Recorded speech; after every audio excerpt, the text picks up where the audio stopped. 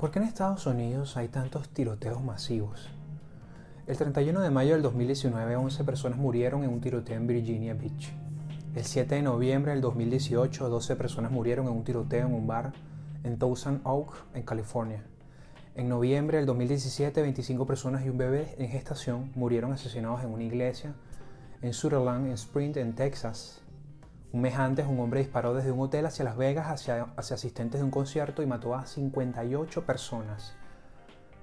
En junio del 2016, Omar Mateen abrió fuego en un bar gay en la ciudad de Orlando, dejando 50 muertos. Y recientemente, que es la razón por la que estoy haciendo este video, 22 de marzo, fueron asesinadas 10 personas en Colorado. ¿Pero por qué suceden tantos tiroteos masivos en Estados Unidos? Se describe a sí mismo como un adicto sexual, y los spas en los que disparó indiscriminadamente dejando 8 personas fallecidas le despertaban la tentación. Por eso quería eliminarlos, confesó Robert Taron Long a la policía. Long ha declarado ser responsable de 3 tiroteos en spas ubicados en el área metropolitana de Atlanta, Georgia. El primer incidente se reportó ayer en la tarde en el condado de Cherokee. Menos de una hora después se reportaron más disparos en otro establecimiento en el noroeste de Atlanta. Ahí encontraron a 3 mujeres muertas. Cuando se trata de masacres masivas, Estados Unidos tiene ciertas excepciones, pues en este país se han registrado más tiroteos que en cualquier otro lado del mundo. Entre 1966 y 2012 hubieron 90 tiroteos masivos en Estados Unidos. Un tiroteo masivo es un episodio en el que mueren 4 o más víctimas y no incluyen las matanzas entre pandillas o asesinatos que involucren a varios miembros de una misma familia. Entre estos tiroteos están el de Orlando, por ejemplo, el del que ya comentamos, el de Aurora, Colorado, y ambas fueron ocurridas en 2012. Adam Lanford es un profesor asociado de justicia criminal en la Universidad de Alabama. Él revisó todos los registros de los incidentes y encontró algunos factores comunes en los incidentes de los Estados Unidos. Incidentes que los diferencian del resto del mundo. En más de la mitad de los casos en Estados Unidos el tirador tiene más de un arma de fuego. Los incidentes internacionales, en cambio, el atacante típicamente tiene solo un arma. El de Francia, recientemente, el hombre tenía un cuchillo que degolló al profesor universitario. Al suelo, tire su arma. Estas son algunas de las órdenes de la policía al presunto asesino del profesor de secundaria decapitado el pasado viernes en la periferia de París. Las imágenes, grabadas por un videoaficionado, recogen el momento en que los agentes disparan y reducen al autor de un crimen calificado de atentado terrorista. Muchos de los tiradores en Estados Unidos estaban mentalmente enfermos, según este informe, pero otros estudios estiman que el número de casos de enfermos mentales no ha aumentado significativamente, mientras que el número de tiroteos masivos sí. Durante los últimos años, tras la seguidilla de tiroteos masivos como el ocurrido en el concierto en Las Vegas con un saldo de 58 víctimas, cada vez que se presentan estos casos, hay más voces que se alzan para exigir un mayor control en las ventas de armamentos, aunque es un derecho amparado por la Constitución estadounidense. Pero los grupos de influencia como la Asociación Nacional de Rifle, la NRA, cabildean con fuerza en Washington para evitar cualquier legislación que disminuya las ganancias de su lucrativo negocio. Estos ataques se triplicaron entre el 2011 y el 2014, según análisis de la Escuela Pública de Salud de Harvard.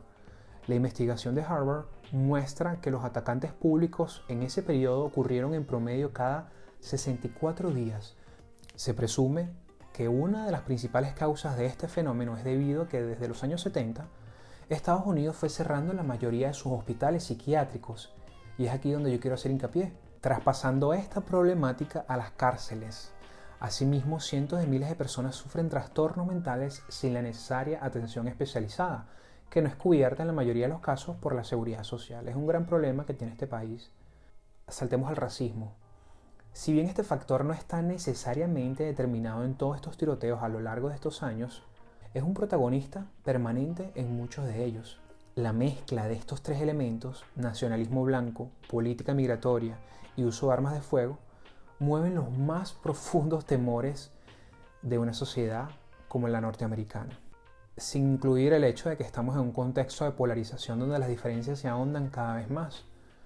El 19 de abril del 95, escuche bien, el 19 de abril del 95 una bomba voló a la fachada de las oficinas del FBI en Oklahoma City, la capital del estado de Oklahoma, que de hecho donde yo vivo actualmente, dejando más de 160 muertos y cerca de 700 heridos. A menudo es lo primero que muchos piensan cuando escuchan Oklahoma City.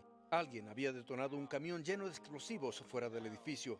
La explosión destruyó o causó daños a más de 300 edificios en un radio de 16 cuadras y acabó con la vida de 168 personas. El responsable fue Timothy McVeigh y él era un supremacista blanco inspirado en figuras del nacionalismo blanco como Jeff Cooper o William Turner Pierce, autor de la novela distópica de culto de la extrema derecha, Los diarios de Turner. Entre los difusores del supremacismo blanco se hace eco de una idea que subyace tras la renovada ola de violencia racista, el gran reemplazo, también conocida como el genocidio blanco. Es una teoría conspirativa que se consolidó en la cosmovisión política del nacionalismo blanco, según la cual los pueblos blancos y cristianos están siendo reemplazados por otras poblaciones provenientes del tercer mundo. De acuerdo con ellos, este es un ataque contra la diversidad étnica, pues se reclaman como una minoría en potencia. Uno de los estudios más recientes sobre la violencia extremista en Estados Unidos señala que entre 2019 y el año pasado, el extremismo nacionalista blanco ha sido responsable del 73% de las muertes relacionadas con este fenómeno. En este contexto, considerando la gestión presidencial pasada, el control de armas, junto con la política migratoria, recobra una importancia como uno de los temas más polémicos de debate. Es decir, el país está ante una situación de profunda polarización política donde cerca de 9 millones de ciudadanos tienen armas acumuladas. El tema es aún más grave, pues los estudios sugieren que estas personas cumplen con un perfil específico. Son hombres blancos, con un grado de educación medio y cuyas motivaciones para estar armados incluyen la ansiedad por proteger a sus familias, la incertidumbre sobre el mercado laboral y el miedo racial. Sienten que los migrantes amenazan su trabajo, su propiedad y su familia.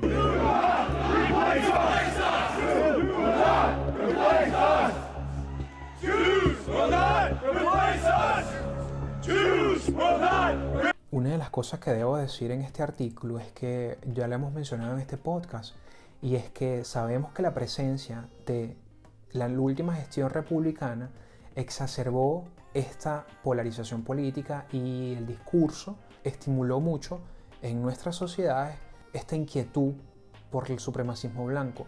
A well-educated black has a tremendous advantage over a well-educated white. A black may think that they don't really have the advantage. If I was starting off today, I would love to be a well-educated black. They don't look like Indians to me, and they don't look like Indians to Indians. It would be 9 blacks against 9 whites, all highly educated, very smart, strong, beautiful people, right? Pocahontas? Is it offensive? Oh, really?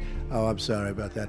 Pocahontas? I think she's as Native American as I am, okay? When Mexico sends its people, they're not sending their best. They're bringing drugs, they're bringing crime, they're rapists, and some, I assume, are good people. I want surveillance of certain mosques. Negotiating with China. They say, we want deal. Ustedes han sido testigos de cómo eso se ha manifestado en las calles a través de la violencia. He opinado, probablemente como mucha gente, que el presidente tiene una gran responsabilidad al hablar, porque eso se subestima muchísimo. Recientemente el caso del Capitolio. Todo el mundo subestimó el impacto que pudo haber tenido unos tweets que hizo el expresidente Trump. Pero la verdad es que los mandatarios tienen una gran responsabilidad a la hora de referirse a sus conciudadanos. Y sabemos que la última gestión republicana no fue la mejor en esos términos. Queridos amigos, he llegado al final de este episodio. El tema es muy interesante. Por favor, déjame un like o coméntame qué te pareció. Si crees que es posible, suscríbete a cualquiera de nuestras redes sociales en Instagram, en Twitter. Te recuerdo que tengo mucho contenido en Spotify, Anchor, Google Podcasts, Apple Podcasts, Spreaker. Hemos llegado al final de este episodio. Les recuerdo, mi nombre es Manuel Zambrano y estamos haciendo este maravilloso proyecto del Golpe en el que hablamos sobre fenómenos sociales, políticos de nuestra región. Y no olvides suscribirte a nuestro canal.